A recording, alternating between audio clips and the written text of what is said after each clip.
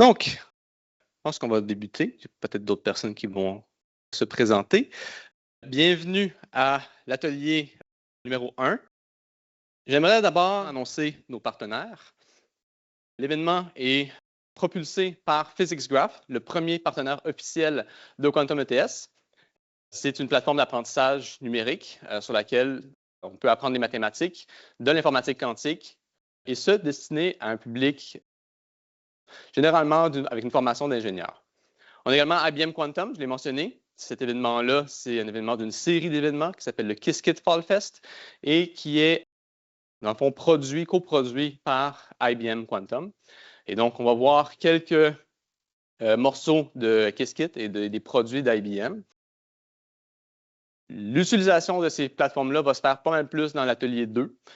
Donc, si vous venez la semaine prochaine à l'atelier 2, on va vraiment plus rentrer dans l'utilisation de ces technologies-là. Et donc, voilà, à main levée, qui vient de l'ETS? OK, OK. Qui ne vient pas de l'ETS? Polytechnique seulement? OK, il n'y a pas beaucoup de mains levées. Concordia? OK. Autre université? Dis-le fort. Merci, Université de Montréal. OK, Polytechnique, je ne l'avais pas compté, mais oui. Parfait. Le programme. On va commencer, je vais juste vous parler rapidement du club, qu'est-ce qu'on fait, pourquoi on fait ça, dans le fond de l'initiative à l'ETS. Je vais également vous parler ensuite de l'intérêt pour l'informatique quantique, vous donner un peu de contexte, pourquoi on fait ça, ici à l'ETS et aussi ailleurs dans le monde. Par la suite, on va voir quelques fondements théoriques.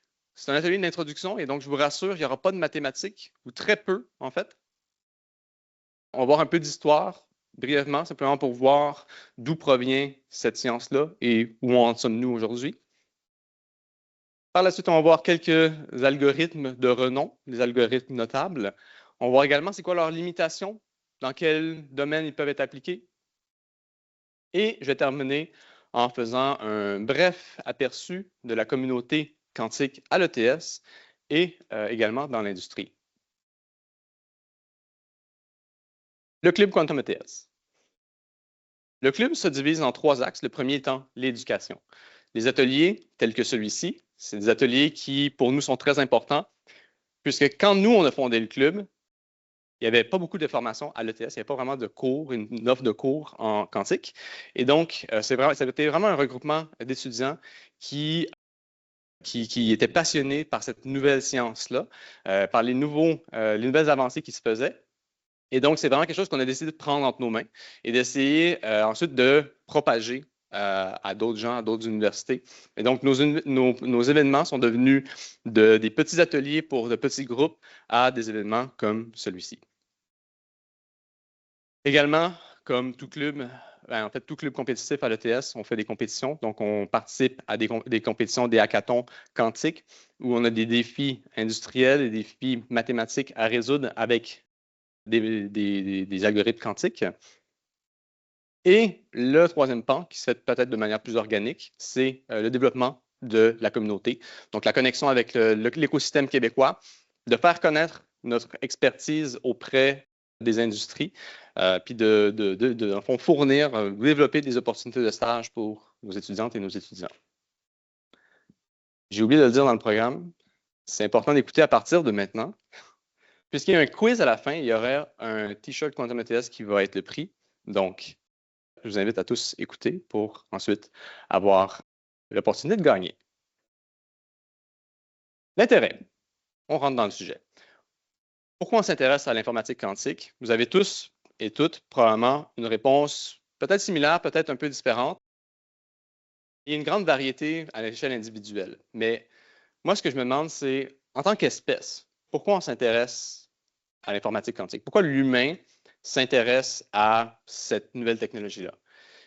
Je m'avancerai à dire que c'est à cause de notre dépendance à notre capacité de traiter de l'information sur des phénomènes, sur soi ou sur les autres, mais également à faire des prédictions sur ces phénomènes, sur soi et sur les autres. Et cette capacité de calcul nous a poussé à faire des avancées qui peuvent être décrites ou définie par des lois comme la loi de Moore, qui est dans le fond une théorie qui décrit la densification des transistors dans les processeurs classiques et qui prédit également la limite à laquelle on va pouvoir continuer à densifier ou réduire la taille des transistors. Et cette limite-là, eh bien, elle est atteinte. Il faut savoir aujourd'hui que les transistors, si on essaie à l'intérieur des processeurs, si on essaie de réduire davantage, mais assez ironiquement, il va y avoir des effets quantiques qui vont causer des problèmes. Et donc, finalement, la seule chose qu'on peut faire, maintenant qu'on a atteint la densité maximale, ben, c'est soit de réorganiser comment on structure nos transistors dans un processeur ou d'augmenter le matériel, donc d'en mettre plus dans une pièce jusqu'à temps qu'on remplisse cette pièce. Et ça, je ne vous le cache pas, c'est pas un secret pour personne. Les coûts énergétiques de ça sont assez débattable en ce moment. C'est quelque chose, c'est un enjeu éthique. Et donc, une raison pour laquelle on pourrait essayer de trouver une nouvelle avenue, c'est d'essayer d'éviter de continuer à aller dans cette voie-là.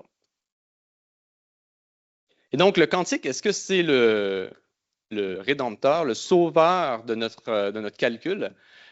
Eh bien, pas vraiment. Le quantique, l'informatique quantique va viser à essayer de pallier dans des classes de problèmes particulières. Je vous donne un exemple. Si mon objectif ou la tâche que j'essaie d'accomplir, c'est d'aller à l'épicerie, juste à côté, d'aller m'acheter un poulet, je peux le faire à vélo. C'est tout à fait convenable de le faire de cette manière-là, puis je vais réaliser la tâche dans un délai raisonnable. Je pourrais également le faire avec une voiture de course de Formule 1. C'est peut-être overkill, pour utiliser le terme. C'est beaucoup trop coûteux pour la tâche, mais est-ce que je vais pouvoir réaliser la tâche? Oui. Puis finalement, j'ai un outil peut-être archaïque qui pourrait peut-être me permettre de réaliser la tâche, mais dans un délai inidentifiable pour le moment. Par contre, si la tâche, c'est de traverser l'océan ou de traverser une rivière, peut-être plus simplement, ben, ni le vélo ni la voiture de course vont me permettre de traverser ces choses-là. Et la montgolfière devient soudainement la seule option. Vous l'avez deviné, le vélo, il y a un parallèle, ce serait l'ordinateur portable. La voiture de course, c'est le supercalculateur. Puis finalement, on aurait la montgolfière qui serait un nouveau paradigme, peut-être plus lent, un nouveau paradigme qui me permettrait de résoudre des problèmes que je ne peux pas résoudre avec les autres. Quelques fondements. Qui a déjà entendu ce mot, superposition en quantique? C'est généralement le mot qu'on entend le plus. C'est peut-être, par contre, celui qui est le moins bien compris. La superposition, c'est une combinaison. Le terme en mathématiques, ce serait une combinaison linéaire. Mais si on s'attarde juste au mot combinaison, si je voulais faire la combinaison de deux états, c'est-à-dire l'état de ma voiture bleue et l'état de ma voiture jaune, et la combinaison de ces états-là me donnerait un troisième état en classique. J'aurais une voiture verte qui n'est pas l'état bleu ou l'état jaune. En quantique, c'est assez différent. En quantique, je vais avoir vraiment une superposition, une coexistence des deux états sans que les deux états soient diffus ou mélangés. On n'aura pas un mélange, c'est vraiment une coexistence des deux états sans perdre leur définition indépendante. Un autre exemple, peut-être plus visuel pour vous aider, c'est l'illusion d'optique qui est sur la gauche. Vous pouvez peut-être faire l'expérience. Quelqu'un me nomme ce qu'il voit en premier? Toi? Qu'est-ce que tu vois en premier dans l'image de gauche? Une madame. Une madame. Jeune ou plus âgée? Une jeune dame? Qui voit ça aussi en premier? Oui? OK. Une autre chose qu'on voit? Toi? Qu'est-ce que tu vois? Vois-tu autre chose? Juste quelqu'un voit autre chose? Ouais. Donc, pour peut-être résumer, on voit. Oh, pardon. Ça, on ne le verra pas ici. Je vais m'avancer. On va simplement le faire comme ça. Ici, on voit peut-être le cou de la jeune dame, le menton ici, avec le nez qui s'en va juste ici. L'oreille est peut-être un collier. Puis la personne peut-être plus âgée, eh bien, on a son nez, son œil, sa bouche et son menton dans son foulard, un peu comme ça.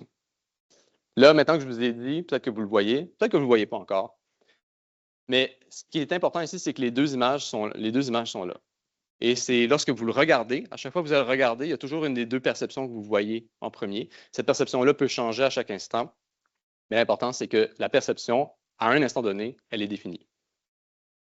L'autre image que vous avez peut-être déjà entendu parler, c'est le chat de Schrödinger, qui est une expérience de pensée dans laquelle on met un chat dans une boîte et dans cette boîte-là, il y a un poison et l'activation de ce poison est déterminée par un système quantique. Donc, on a une particule qui est un système quantique qui pourrait activer ou pas à n'importe quel instant le poison. Et donc, tant qu'on n'ouvre pas la boîte, c'est comme si par extension, le chat également est en superposition.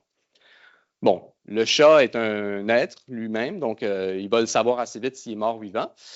Donc, l'expérience de pensée se limite à ça, mais ça nous permet de se faire un peu une idée de ce que pourrait être également la superposition. Maintenant, l'intrication. L'intrication, c'est une corrélation statistique entre deux phénomènes quantiques.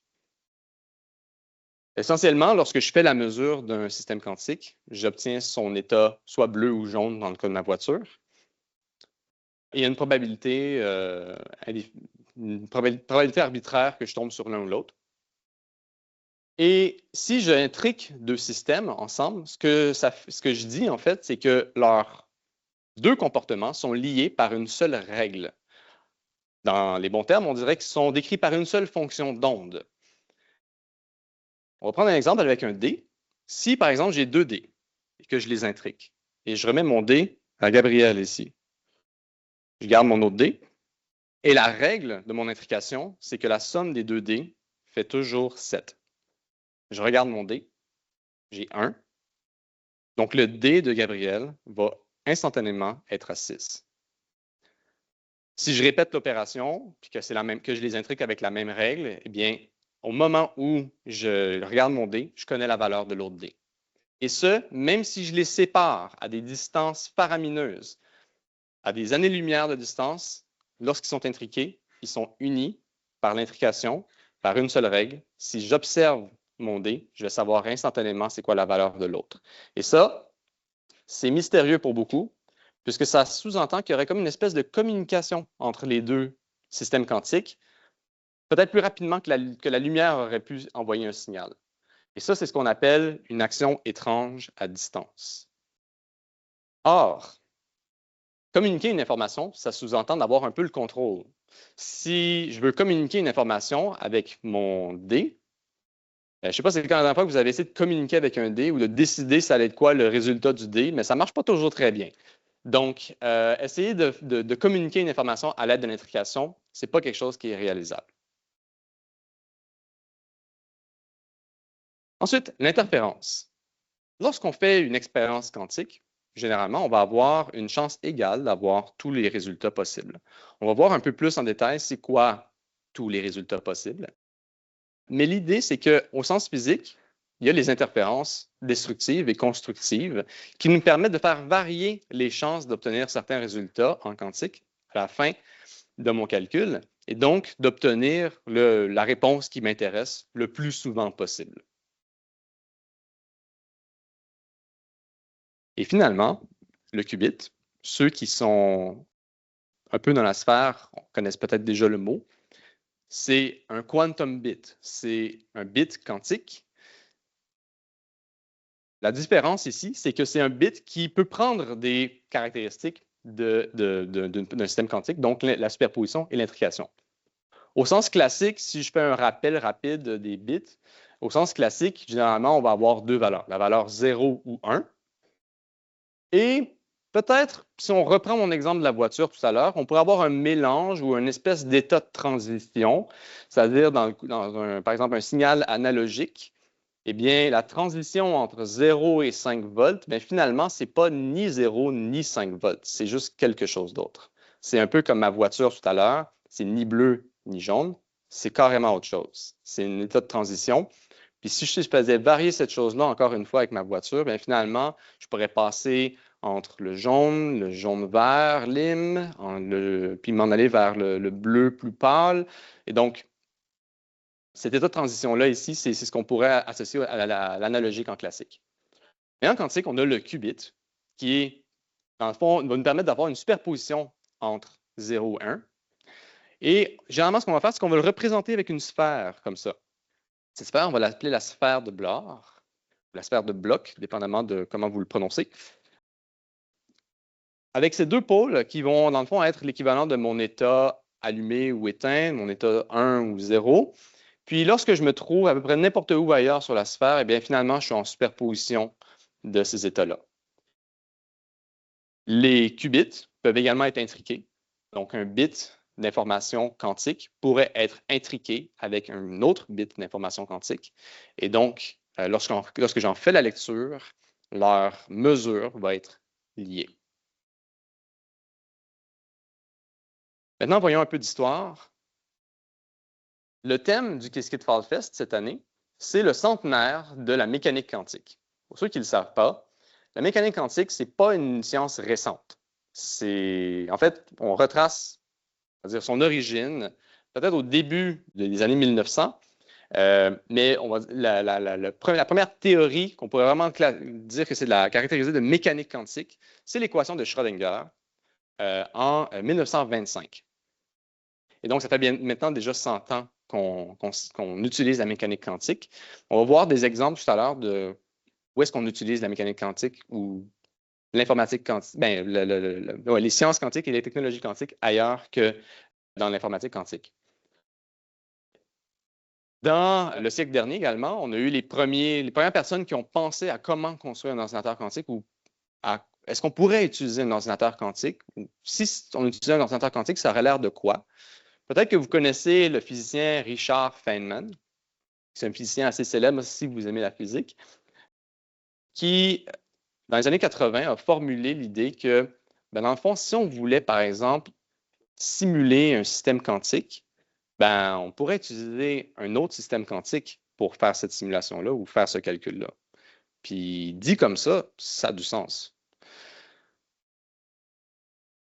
Après, on a les gens qui ont fait les premiers algorithmes, qui ont réfléchi à l'application de ces concepts-là pour réaliser des tâches. On a, en 84, Bennett et Gilles Brassard, qui est professeur à l'Université de Montréal, encore aujourd'hui, qui, en fond, Charles Bennett et Brassard ont formulé le protocole de distribution de clés, qui, on pourrait dire, est l'un des premiers protocoles, premiers algorithmes en informatique quantique. Donc, on a à l'Université de Montréal un des pères de l'informatique quantique. On a également le protocole de téléportation quantique, aussi formulé par Bennett et Brassard. Forcément, ces deux-là ne chômaient pas à cette époque-là. Puis finalement, on a Shor en 1994. L'algorithme de Shor, c'est lui qui a mis le feu aux poudres. La raison pourquoi nos gouvernements aujourd'hui mettent beaucoup d'argent dans l'informatique quantique, pourquoi des investissements massifs, pourquoi on entend parler d'autres pays qui pourraient poser une menace en termes de cryptographie, c'est à cause de cet algorithme-là. Ensuite, on a Grover, qui est aussi un algorithme pour lequel on connaît un certain avantage quantique, qui sert à faire une recherche dans une liste. On va l'explorer tous les deux tout à l'heure, juste après. Puis maintenant, quelques petits moments charnières. On a, dans le fond, les premiers prototypes d'ordinateurs ont vu le jour en 1998. Puis, vraiment pas longtemps après, on a fait la démonstration de l'algorithme de Shor. C'est IBM qui a fait cette démonstration-là. Et ils ont factorisé le nombre 15. En 2012, on a eu la première feuille de route pour essayer de faire un protocole de correction d'erreurs sur nos qubits. En 2016, IBM rendait disponible leur appareil gratuitement. C'est d'ailleurs ces appareils-là qu'on va utiliser la semaine prochaine dans l'atelier 2. En 2019, on a un article de suprématie quantique. Google déclare qu'ils ont atteint la suprématie quantique. Vous voyez qu'il y a un petit astérix dessus. Ce n'est pas le dernier papier à dire ça. Ce n'est pas le dernier papier à dire « Ah oui, on a finalement atteint la suprématie quantique ». on va voir un petit peu après pourquoi ce papier-là, on dit que c'est la suprématie quantique, mais il y a une petite nuance à ça. Ensuite, cordialement vôtre, la création du club étudiant en 2022. On a un ordinateur quantique qui est arrivé à l'ETS l'année dernière. L'ordinateur, il est juste en face dans le bâtiment, ou de l'autre côté de la rue piétonne, dans le sous-sol. Le club organise des visites régulièrement de cette machine-là pour les étudiants du club. Puis, en 2025, cette année, on a un institut de recherche qui est en création, en construction, qui devrait bientôt être inauguré. C'est un institut pour les sciences et les technologies quantiques à l'ETS. Maintenant, où en sommes-nous aujourd'hui?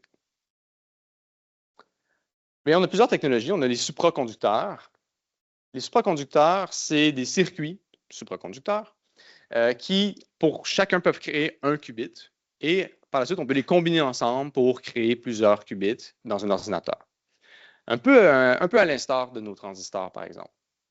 On aurait une exécution assez rapide sur ces machines-là. La vitesse d'exécution d'opération est assez rapide, mais par contre, étant donné que c'est un circuit, la mise à l'échelle peut être difficile. Il va y avoir des influences entre les qubits, donc des erreurs qui peuvent se causer puisque les qubits vont interférer les uns avec les autres.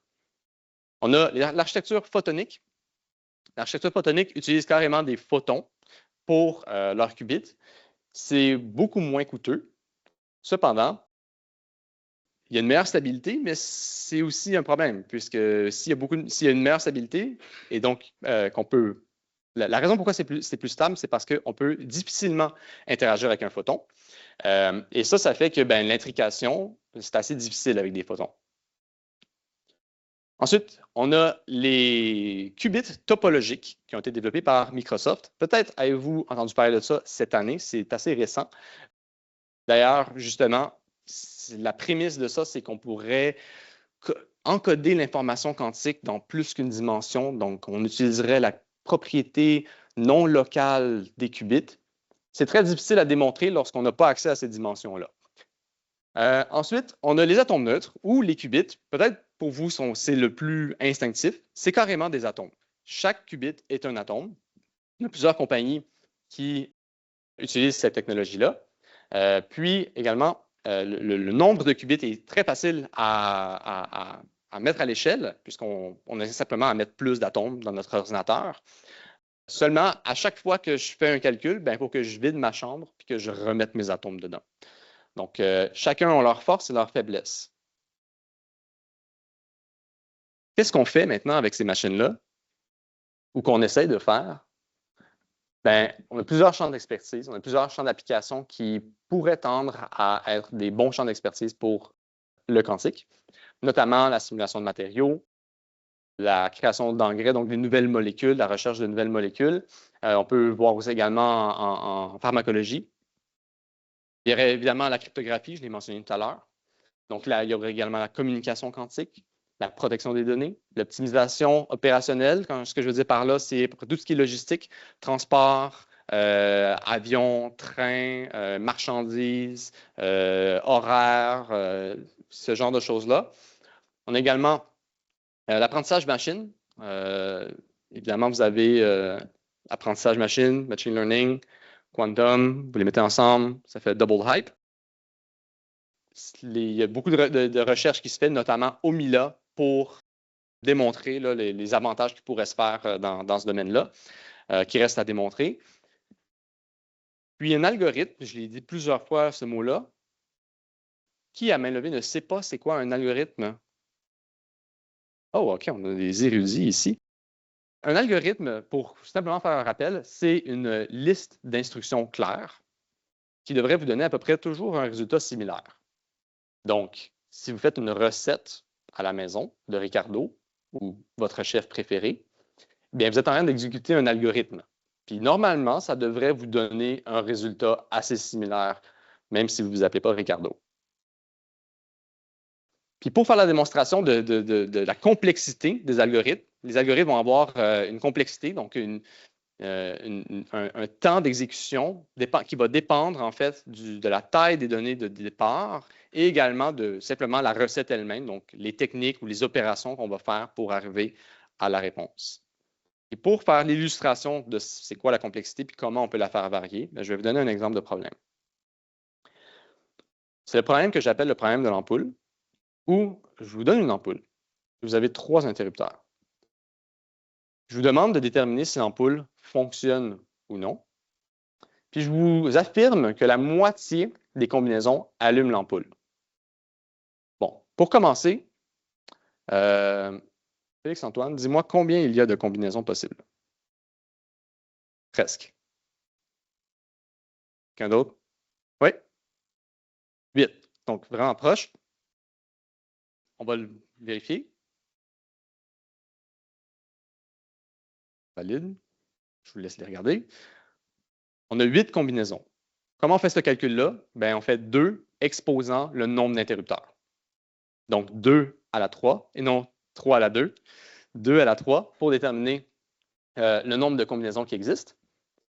Et pour réaliser ça, bien, la manière que vous faites la résolution de ce problème-là, bien, vous le faites comme un ordinateur classique. Vous allez essayer la première combinaison, ça ne s'allume pas. Vous allez essayer la deuxième combinaison, ça ne s'allume toujours pas. Vous allez essayer la troisième combinaison, toujours pas. Vous voyez où je m'en vais là? La quatrième combinaison, donc le pire scénario, j'ai mentionné la moitié des combinaisons allument l'ampoule. Le pire des scénarios, la cinquième, je peux déterminer si l'ampoule fonctionne ou pas. Donc, ce qui est important à retenir dans la complexité des algorithmes, c'est le pire scénario. Dans ce cas-ci, c'était 2 à la 3, donc le nombre de combinaisons. Puis, étant donné que ma question disait la moitié des combinaisons allument l'ampoule, puis je vous demande juste de déterminer si c'est allumé ou pas, mais c'est la moitié de ça, plus 1, qui fait en sorte, qui est votre pire scénario. Donc, la moitié des combinaisons, plus 1, c'est le pire des scénarios. Bon, on essaie d'augmenter ça un petit peu. Maintenant, je vous donne 32 interrupteurs. Ça fait combien de combinaisons, ça, pour le fun? 2 à la 32. 4 milliards de combinaisons et plus. Donc, pour vous donner un ordre de grandeur, parce que ce n'est pas toujours facile à saisir, c'est quoi 4 milliards? Si vous essayez une combinaison à la seconde, vous avez 32 interrupteurs à flipper là, en une seconde. Si vous faites les 4 milliards d'opérations, en 100 ans, vous n'avez pas terminé. Donc, résoudre ce problème-là dans un temps raisonnable, c'est généralement le problème quand on parle de complexité algorithmique. Là, ici, j'ai fait varier le nombre d'interrupteurs. Je peux également changer la question. Si je vous dis cette fois-ci, il y a juste une combinaison qui allume l'ampoule, puis je vous demande de trouver la combinaison qui allume l'ampoule. C'est quoi maintenant le pire scénario? Exact. Ce serait effectivement la dernière qui l'allume. Je n'ai pas mentionné si l'ampoule s'allume ou pas, si elle est brûlée ou elle fonctionne ou pas. Donc, dans ce cas-là, effectivement, ce serait la dernière, donc le nombre carrément de combinaisons qui existent. Donc, juste en changeant 2 paramètres, je viens de faire varier de manière monstrueuse la complexité de mon algorithme ou le temps que ça va me prendre pour résoudre ce problème-là. Mais les interrupteurs, ils ont une valeur allumée ou éteinte. Si ces interrupteurs-là, je les représente par des systèmes quantiques, puis que je mets ces interrupteurs-là en superposition, ou mes systèmes quantiques en superposition, eh bien, pendant cet instant-là, où la superposition, les 32 interrupteurs sont en superposition, les 4 milliards de combinaisons, elles coexistent.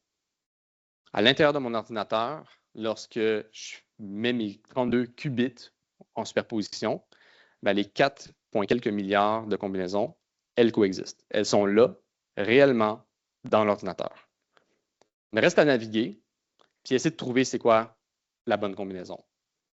Ça, c'est pas toujours facile, parce que dans le fond, si je fais juste aller terminer mon calcul puis aller regarder dans cet espace-là, c'est pas mieux que de jouer au loto. Je vais piger une réponse au hasard. Ça, c'est la nature probabiliste de la superposition. Lorsque je fais une lecture, je ne contrôle pas lequel des deux états je vais voir. Et donc, dans mes 32 combinaisons, dans mes 4 quelques milliards de combinaisons, pas la même chose du tout, je vais avoir une réponse au hasard. Donc, il faut que je navigue cet espace-là à l'intérieur de mon ordinateur. Et c'est ça, un algorithme quantique. C'est naviguer cet espace qu'on appelle l'espace d'Hilbert pour aller chercher ou faire ressortir les combinaisons qui m'intéressent le plus souvent possible. Tantôt, j'ai mentionné l'algorithme de Grover. C'est un algorithme de recherche dans une liste.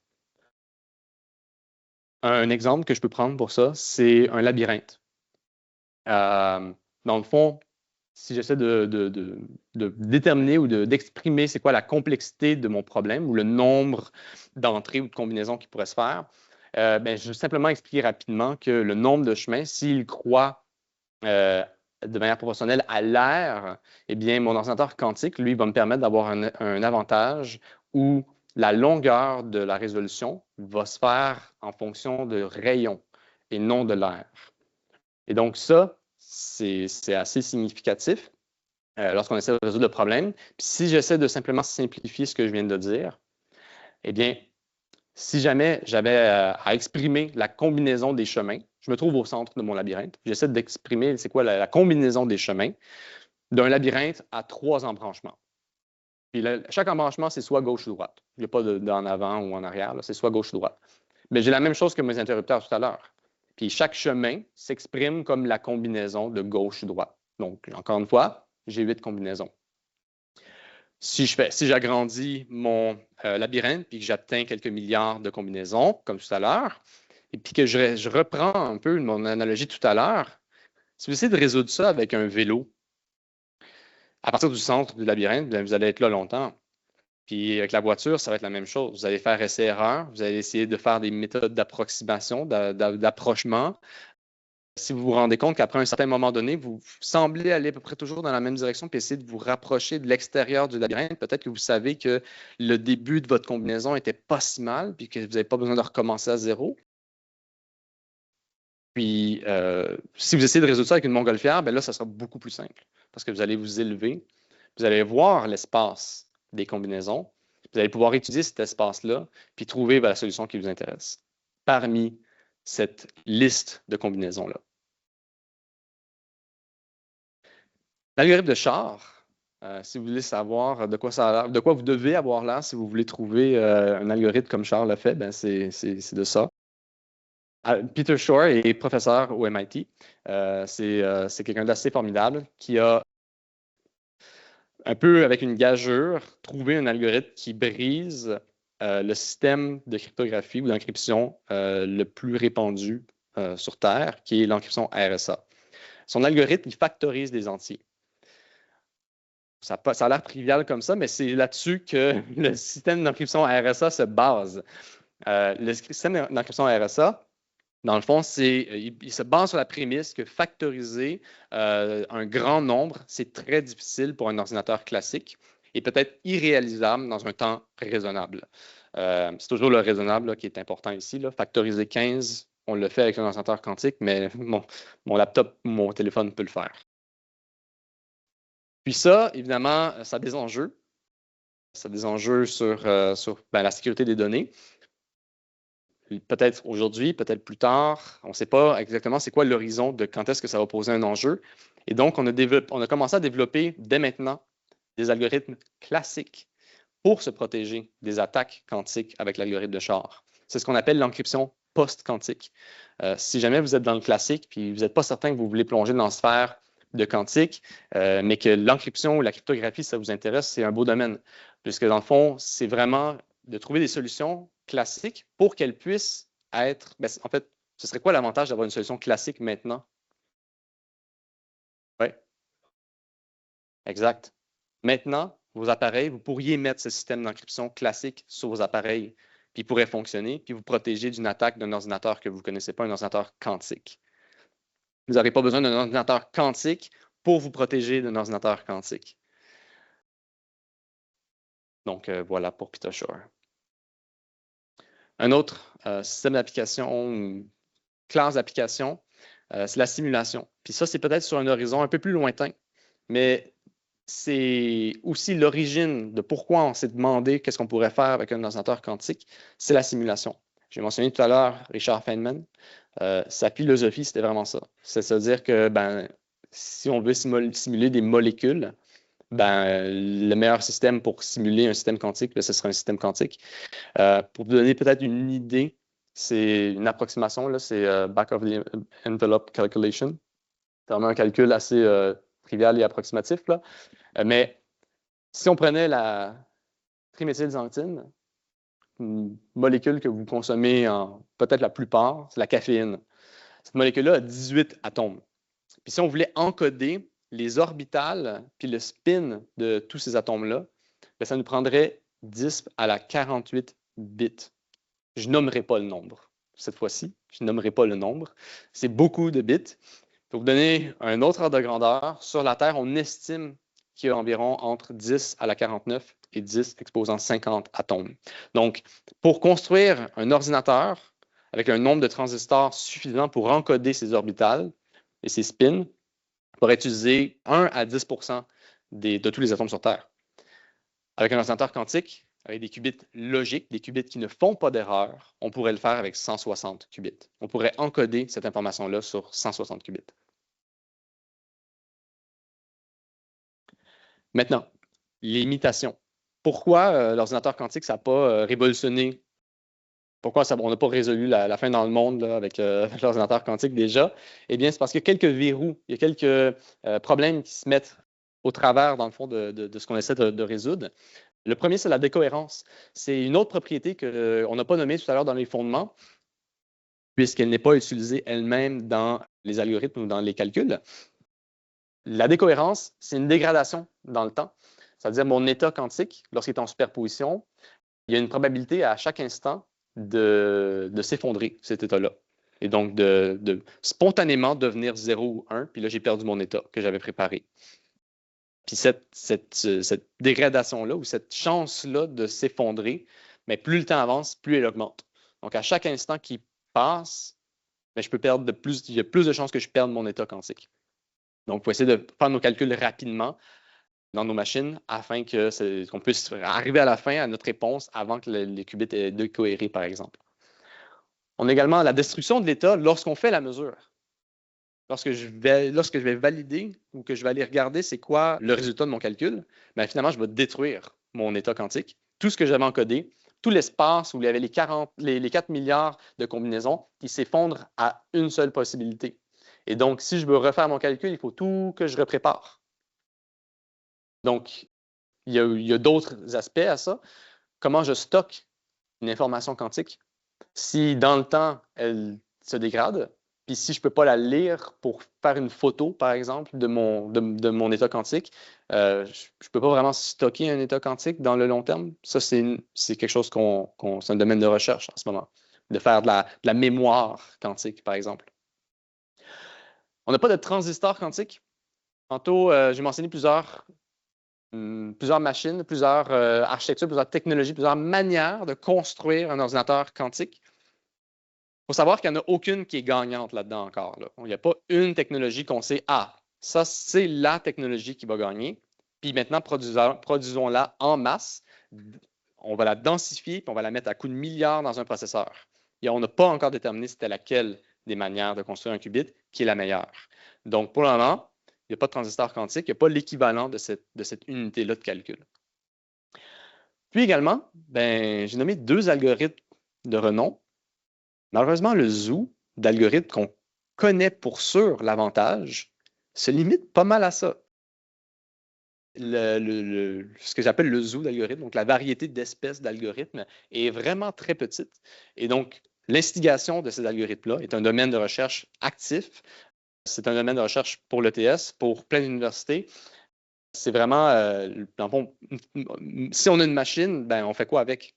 Mais demain matin, j'ai une machine qui peut résoudre toutes sortes de problèmes, mais je ne sais pas quel algorithme faire. C'est quoi la recette de Ricardo qu'il faut que je fasse sur mon ordinateur quantique? Là, c'est ça qu'on essaie de découvrir.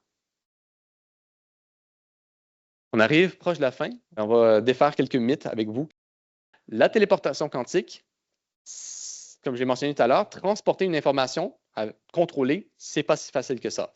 Donc, la téléportation quantique, c'est effectivement un phénomène. J'ai mentionné tout à l'heure le protocole de téléportation quantique. Ce que ça nous permet de faire, c'est de téléporter un état quantique, pas nécessairement une information ou de pouvoir téléporter une personne encore moins. Éradiquer la faim dans le monde, je l'ai dit tout à l'heure, on a des verrous, on n'est pas rendu à résoudre les problèmes. Il n'y a pas plus tard qu'il y a 2 semaines, j'ai entendu quelqu'un dans un exposé dire « Ah, mais aujourd'hui, on résout toutes sortes de problèmes avec les ordinateurs quantiques. On résout plein de problèmes d'envergure, on crée des nouveaux matériaux, l'armée s'en sert. » On n'est pas rendu là. On est encore dans une phase de recherche. On est encore en train d'essayer de développer notre zoo, capturer d'autres espèces d'algorithmes pour les mettre dans notre zoo. Et ensuite, on a les ordinateurs quantiques, j'ai mentionné aussi, c'est comme un montgolfière. Ils ne sont pas nécessairement plus rapides. En fait, si on parle d'opérations par seconde en Hertz, vos processeurs, qui connaît la fréquence de son processeur sur son ordinateur? Oui? Oui? 4 GHz. Oui. On est dans les milliards de Hertz. Dans les ordinateurs quantiques, en termes d'opérations par seconde, on est dans les kilohertz. Donc, on est à une échelle de 1 million de fois plus lent en termes d'opérations par seconde. Par contre, si j'ai moins d'opérations à faire pour résoudre mon problème, ce n'est pas si grave que ça. Donc, c'est pas parce que l'ordinateur quantique opère plus vite, il n'est pas plus rapide, c'est simplement le nombre d'opérations, donc la complexité algorithmique qui peut être diminuée. Ensuite, la suprématie quantique, bon, j'y reviens. Le fameux papier de Google, et si vous voyez d'autres articles qui disent on a atteint la suprématie quantique de d'autres compagnies, la méthode de Google, ça a été de concevoir le problème. Ils ont conçu un problème qui savait qu'il allait avantager un ordinateur quantique et qui allait désavantager un ordinateur classique. Donc, ils ont conçu, fait la conception d'un problème pour avantager leur machine. C'est vrai que le problème a été résolu plus vite, le calcul a été fait plus rapidement, donner une réponse plus rapidement que l'ordinateur classique, que le meilleur ordinateur classique aurait pu le faire. Seulement, ce problème-là, ce n'est pas un problème pratique. Ce n'est pas un problème de la vie de tous les jours qu'on a encodé et qu'on peut utiliser. Ensuite, la fameuse histoire que personne ne comprend la physique quantique, peut-être que vous avez déjà entendu ça, puis ça, c'est notre fameux Richard Feynman qui a dit une bonne fois, si vous pensez connaître la physique quantique, c'est que vous ne la comprenez pas vraiment. Puis, c'est vrai qu'il y a des aspects mystérieux. L'intrication, ce n'est pas tout à fait expliqué encore. On ne sait pas encore c'est quoi qui se trame derrière le rideau. Mais ça ne veut pas dire que personne ne comprend la physique quantique. La physique quantique, j'ai mentionné, ça fait plus que 100, ça fait 100 ans que ça existe. Les lumières, le projecteur, les lasers, l'imagerie à résonance magnétique, c'est toutes des machines qui sont le résultat de l'utilisation de la physique quantique. Cette semaine, si vous suivez les lauréats du prix Nobel, on a 3 prix Nobel qui ont, le prix Nobel de physique, c'est 3 personnes qui ont carrément utilisé la mécanique quantique et parmi elles, John Martinis fait partie de ceux qui ont fait la feuille de route pour le code d'erreur pour les ordinateurs quantiques. Donc, l'utilisation de la mécanique quantique, c'est courant. Puis finalement, la sécurité et la collecte d'informations. Si vous avez peur qu'on vous écoute ou que Char soit un problème en ce moment, mais sachez que personne ne va crier sous les toits quand ils vont avoir utilisé l'algorithme de Char pour décrypter de l'information. Donc, on ne sait pas si maintenant, il y aurait peut-être quelqu'un qui possède. On se doute que non, mais on ne sait pas. Peut-être qu'il pourrait y avoir une machine quelque part qui pourrait résoudre ça, qui pourrait exécuter l'algorithme de Char. Ce qu'on se doute, c'est que non, pas maintenant. Probablement pas dans un horizon de plus que 5 ans. Cependant, ça n'empêche pas que les gens peuvent enregistrer l'information maintenant. Moi, je suis un gouvernement ennemi. Je m'en vais dans le gouvernement de quelqu'un d'autre. Puis, je télécharge des informations, puis je les stocke. Des informations où je pense qu'il pourrait y avoir de l'information sensible. Puis, je la stocke pendant des années jusqu'à temps que je puisse exécuter mon algorithme de Char et décrypter l'information. L'emplacement d'une base militaire, mettons au Canada, dans le Grand Nord, dans 15 ans, c'est encore important. Mon choix de cours à l'ETS, tout le monde s'en fout. termine, on arrive à la communauté. Donc, on a à l'ETS, il y a une série de cours qui s'est développée depuis la fondation du club. Aujourd'hui, on a au moins 3 cours qui sont déjà dans le choix de cours, dans l'application dans laquelle on peut aller faire notre choix de cours. Il y a l'introduction à l'informatique quantique, l'aspect algorithmique de l'informatique quantique. Il devrait y avoir quantique à la fin ici. Puis après, on a l'apprentissage machine quantique. Et cet hiver, il va y avoir également un cours de cryptographie qui va être donné par un nouveau professeur à l'ETS. Éventuellement, il va peut-être avoir d'autres offres de cours, peut-être même un programme éventuellement. Ça reste encore à déterminer, mais on est très optimiste pour le développement du quantique à l'ETS. Ouais. Oui, tu me demandes parce que c'est GTI, c'est ça? Oui, génie TI peut s'inscrire et génie logiciel peut s'inscrire. Et je crois même que si tu parles aux bonnes personnes, si tu es dans ELE, ceux qui sont en ELE, vous pouvez peut-être encore vous inscrire aussi à ces cours-là. À l'ETS, j'ai mentionné aussi qu'il va y avoir un institut en construction en ce moment. Cet institut-là, c'est un institut en sciences et génie quantique qui, dans le fond, pour son rôle principal, c'est de mettre en commun les efforts de recherche, de développer des partenariats puis des collaborations avec l'industrie, puis également de faire du recrutement, donc du recrutement de doctorat à la maîtrise, au post-doctorat, pour développer, dans le fond, la recherche et les activités à l'ETS. Donc, je les mentionne rapidement parce qu'ils nous supportent beaucoup. On a Valérie Boissonneau, qui est la directrice administrative, Jacob Biamonte, qui est le directeur scientifique de l'Institut, et Claude Crépeau, qui est co-chair, je ne sais pas dire comment dire en français, mais co-chair de la chaire de recherche avec M. Jacob Biamonte. Je vous montre quelques ressources ici. Je vous laisse prendre ça en photo si jamais vous voulez. Sinon, les slides, je vais les donner après, mais je vous laisse prendre en photo rapidement. Quelques points de départ. On a Qiskit qui va nous servir la semaine prochaine. On a le codebook de Xanadu qui est, dans le fond, une ressource d'ici. Xanadu, c'est une compagnie d'ici. On a les énigmes quantiques qui sont développées à Sherbrooke par les curieux quantiques. C'est vraiment cool, by the way. Là. Si vous voulez aller voir les vidéos des énigmes quantiques, c'est des super belles images. C'est vraiment, on vous montre un problème, puis on crée l'algorithme avec des animations. C'est vraiment, vraiment fun à regarder. Puis, je vous laisse là-dessus en vous donnant, en fond, le reste de la programmation. On a la semaine prochaine la programmation avec Qiskit, même heure. Ce sera dans un différent local, par contre. On n'aura pas besoin d'être. Je ne crois pas que c'est tout le monde qui va vouloir faire la programmation. On a les mathématiques du calcul quantique vont avoir lieu en novembre. C'est un nouveau atelier. C'est la première fois qu'on va le donner dans notre programmation, un atelier de mathématiques. Puis, ne manquez pas la journée de conférence. Le 14 novembre, c'est une journée complète de conférence. Vous pouvez venir une partie de la journée, ça ne dérange pas. On va avoir des invités de l'ETS, des invités de l'extérieur de l'ETS. On sait déjà qu'il va y avoir Gilles Brassard qui va être là, justement, notre fameux père de l'informatique quantique que j'ai mentionné tout à l'heure. On va avoir également des présentations des talents de notre université, de l'ETS, qui vont parler de leur domaine de recherche en ce moment. Donc, sur ce, je vous remercie beaucoup pour votre attention. On va passer au quiz dans quelques instants. Donc, vous pouvez prendre 5 minutes. Merci.